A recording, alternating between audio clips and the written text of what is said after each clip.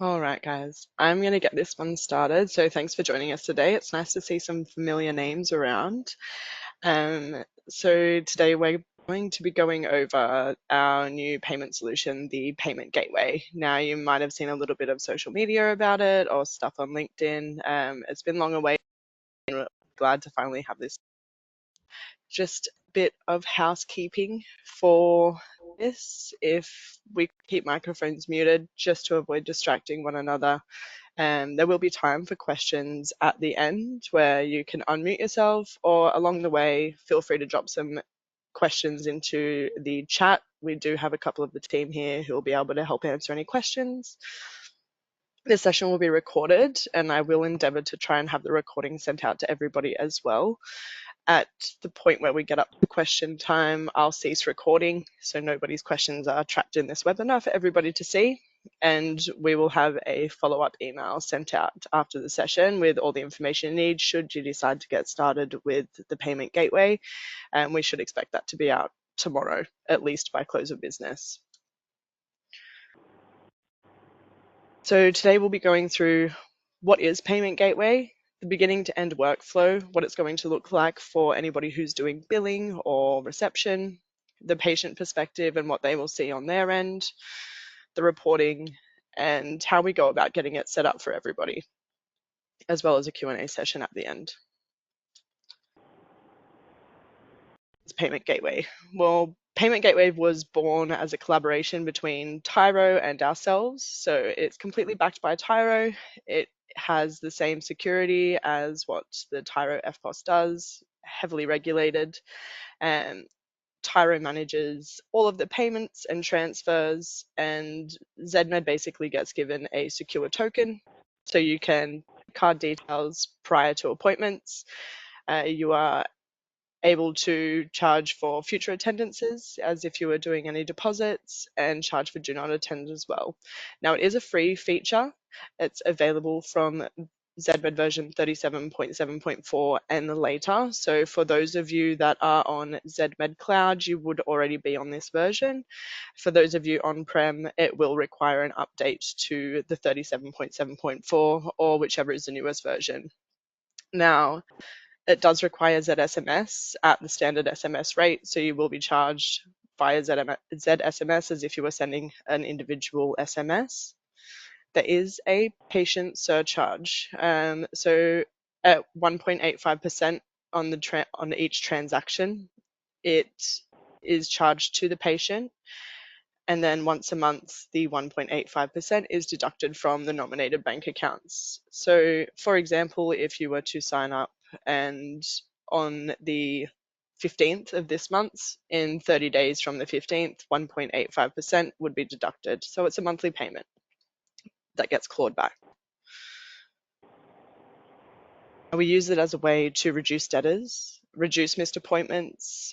We can require debit and credit cards prior to appointments. It's incredibly useful for things like telehealth or phone consults without running the risk of a non-payment. It allows patients to walk straight out the door, and you could actually completely get rid of your FPOS terminal at the end of the day. So I'll get into how we use it. Let me just change my tab here.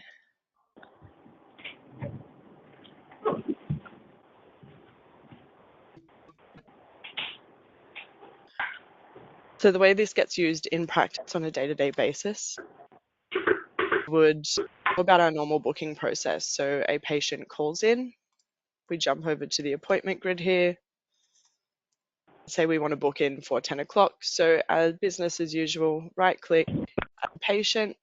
I'll add myself in, so I have myself as a test patient.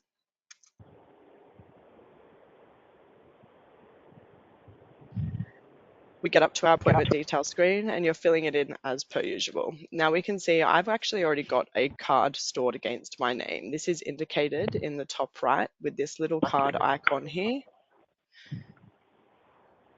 If that icon was not there, we would just be submitting a payment request. So down at the bottom, we've got close, cancel, and help. There you'll notice once its payment gateway is configured, it will activate this little drop-down menu. So if I select this button here, close and request payment card. What that will do is fire off an SMS to the patient where they'll be able to add in their card details for the appointment. We get a little notice letting us know that an SMS has been sent to the patient requesting payment details, and we would go OK. Now we can also see here on the far right side, we have another little icon to display that this patient does indeed have card details stored against their name. We can check to see card details by going into the patient details here, and we get an additional tab on the left hand side for payment cards. So if I jump into payment cards here, I will get a list of the cards that are against this patient's name. So we only store a payment token. ZMed does not store the full card details at all. That is all managed by Tyro on their end, so it is very secure. All we can see is the last 4 digits of the card, the expiry date, and whether it's valid or not. Practice managers or anyone with the permission also have the ability to remove a card down here, so we can manage them this way and keep on top of what cards are stored against patients and whether they're valid or not. Now, nothing really changes in terms of the billing process or invoicing process when it comes to just your business as usual payments. It would be the same as attending a patient. So this patient has now shown up to the appointment. We would hit attend, go through all of our attendance details as needed, and close. Now the patient has been attended. Once a patient has seen their clinician via telehealth or face-to-face, whatever it may be, we would bill as usual from the waiting room. Now, we always like to suggest billing from the waiting room as it is really best practice workflow. But you can also bill from the appointment grid by simply right-clicking and bill down the bottom here. So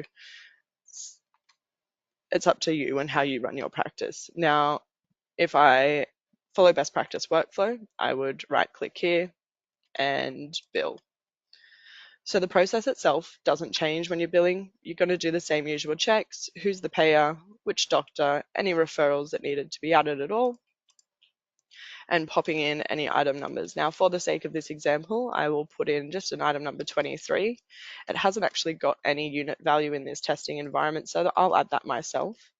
I'll just put 36 on there, $36, and add. And as we would usually do, heading over to Quick Pay down the bottom here.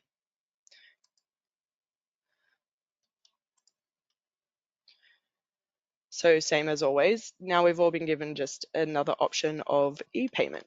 So if I am to select e-payment, it will choose the payment gateway as the method for taking payment. So if I select this now, I'm given a list here of all of the card details. By default, it will show the most recently added card at the top, and any subsequent cards would follow suit down below. We also have down the bottom here the email address, so we can send through an email of the receipt of payment to the address, to the email address, and we can also update the patient's email from here as well. So if you're running into a circumstance where, do you want us to email the receipt to you? I've actually updated my email address by selecting this button, this checkbox down here. It will update the patient details as well as send them a receipt. Now I would just hit bill.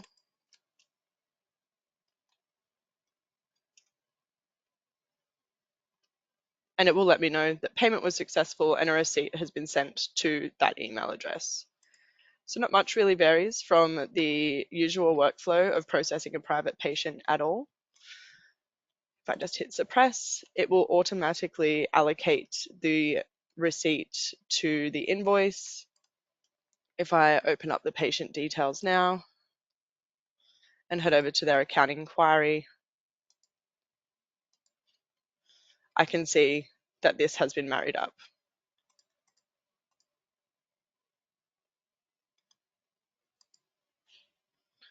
Now, another useful thing that we have found with Payment Gateway, which is getting a lot of use at the moment, is the ability to take deposits or a prepayment of sort. So if you require a deposit to be set down for your appointment type,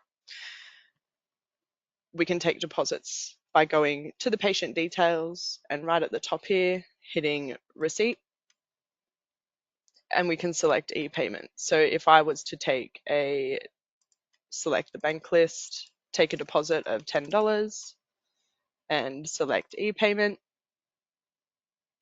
and then bill.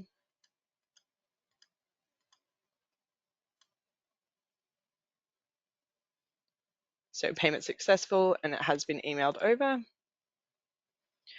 Now, we would usually hit allocate here, and as there is no invoice yet to allocate this to, we can just cancel out. And you have the option to print your receipt as well. Now, if I go into the account inquiry, we can see that there is a $10 credit sitting at the top, an account payer credit.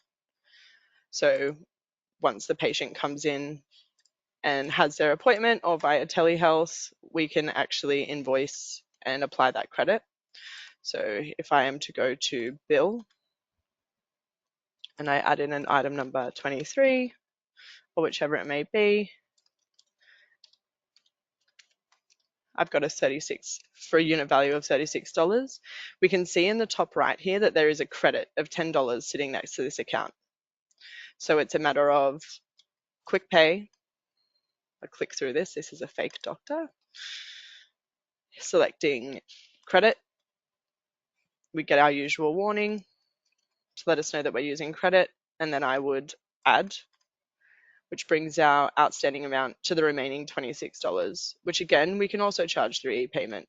So selecting e-payment, here we are, back to this familiar screen, and bill.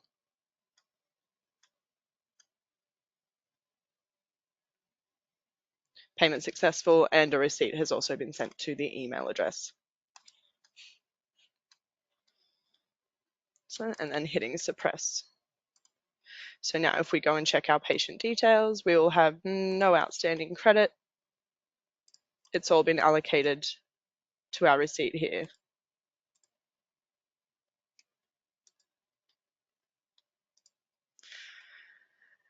Now, it's also worth noting that it is possible to do not attends. I know that comes in handy, especially these days with telehealth and whichever it may be. So Payment Gateway is a great solution for that.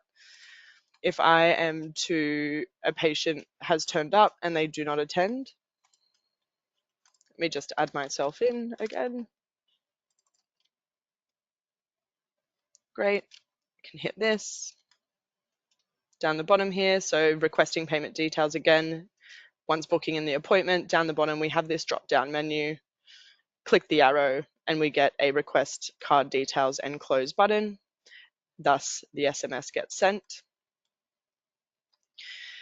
Now say for this second appointment I didn't show up, or this patient didn't show up.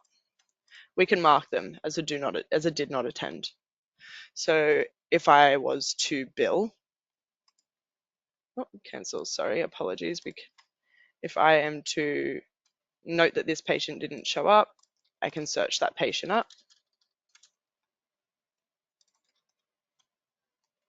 go to bill, and charge a do not attend fee. It is important to note that as a practice, you will have to have a fee type of a item number of do not attend. In this case, I have created one for the system that is just simply DNA, and I've set the unit value at $50 with the description of did not attend. So we would add it as an item, quick pay, and e-payment. Just go back here. So we would select e-payment and bill. You can also send the receipt from here as well for do not attends. Great for record keeping on the patient's end. So if I go bill,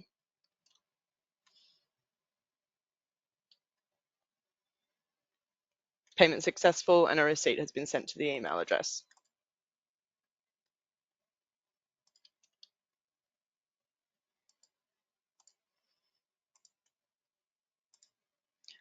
So we've covered here your standard business as usual. Patient shows up and is billed. It's the same as any private billing process. A do not attend is relatively similar, just going into the patient's details and invoicing them for a do not attend item number. And taking a deposit is just a matter of going into the patient details and hitting receipt.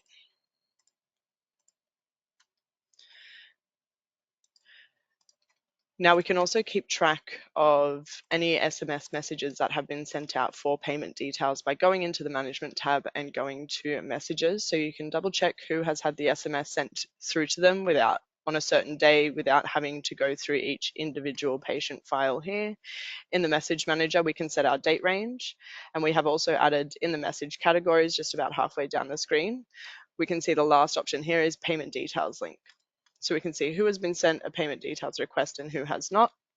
Now, all I've been doing today is sending payment details request, but if I hit refresh, or perhaps even add a bit of a backdate here. Excellent. We can see every single message over the criteria period of payment requests that have been sent. Down the bottom, this is the SMS that gets sent to the patient. So please add credit card details for Ola Onboarding Sandbox, which is this branch's name, and a URL, which is a link. I will also show you as well what it looks like as an SMS on the patient's end and what they will receive. In terms of reporting for payment gateway transactions, it does not differentiate from usual banking on a day-to-day basis. So going into our banking and our banking reports, select your criteria and hitting screen. We can see here down the bottom, we have, about halfway down, all of our e-payment or payment gateway transactions have been recorded here. So the only real difference is you're going to get an extra section that says e-payment, which you can track down the bottom here. We've also generated another report, which we have down the bottom of Tyro e-payment reconciliation. There isn't a lot in this particular report, but I do have a screenshot for it. So I'll take us back over to my other screen here and flick through. So this is what the patient will receive. They will receive an SMS message that will come through as they usually would from your practice with a URL to add that will link us to this page here. So we can see in the middle of the screen, it gives us the appointment details and a notice saying that a credit card is required to secure the appointment, the address, the time of the appointment, and the type of appointment. We've got our cardholder name, card number, and expiry date with a CVV. It is worth noting and alerting your patients potentially that verbally, as well as it being written down here, a $1 temporary authorization charge will be placed on your card as a temporary hold and will be removed from the statement. So it's very much temporary. I would assume that most patients are used to seeing this when they put their card down for anything else as well.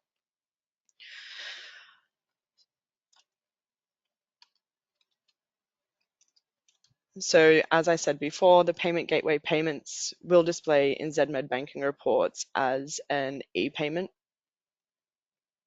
You will just have an additional section, and we've added in an additional report for investigating discrepancies specifically for e-payments. So we have the Tyro e-payment reconciliation report. This is just a sample screenshot where we have the date that the transaction was processed, the patient name, the receipt number, transaction ID, which is mirrored on Tyro's end as well, the ZMed amount that was billed and the Tyro reflection of that as well. We can also see the type, so whether it's a payment or a refund, and whether it's been approved or otherwise, and who the merchant is.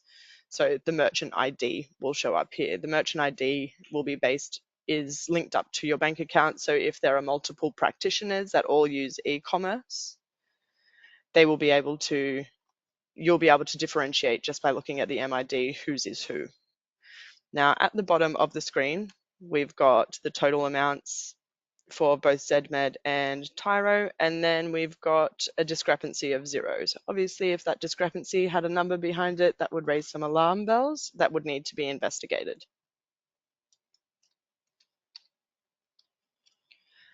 Now, the process is a bit, there's a few steps that go into the process of getting set up with Payment Gateway.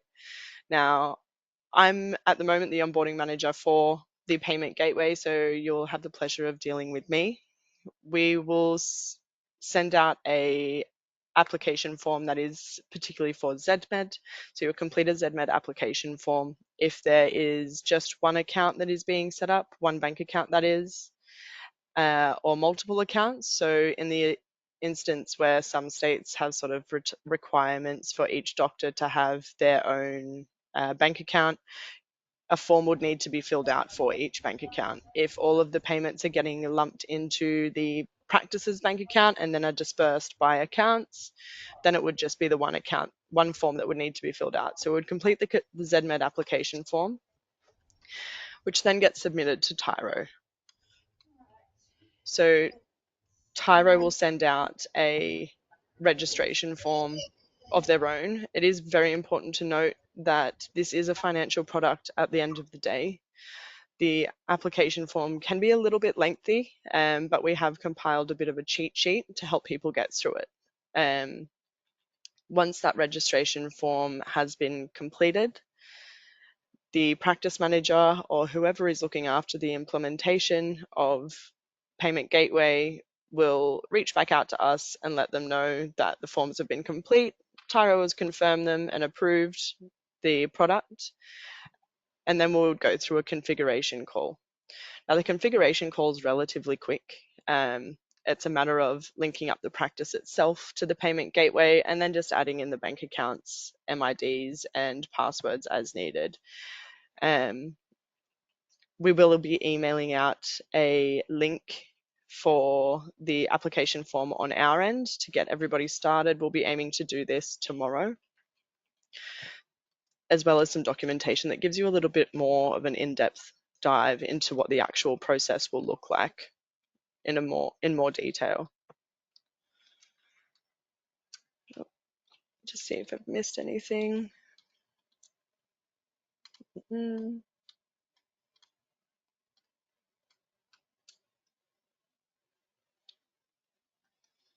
Okay, now I don't think I've really missed anything at all so far.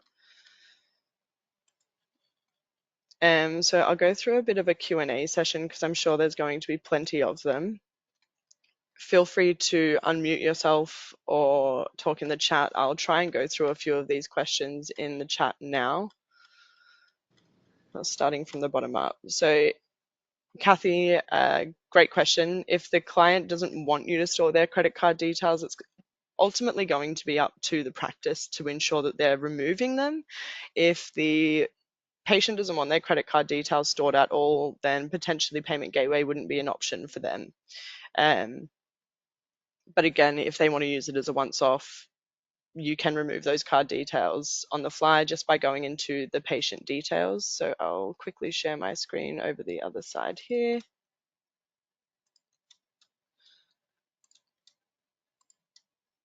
So we are able to remove card details by going into the patient's file, payment cards, and then selecting remove.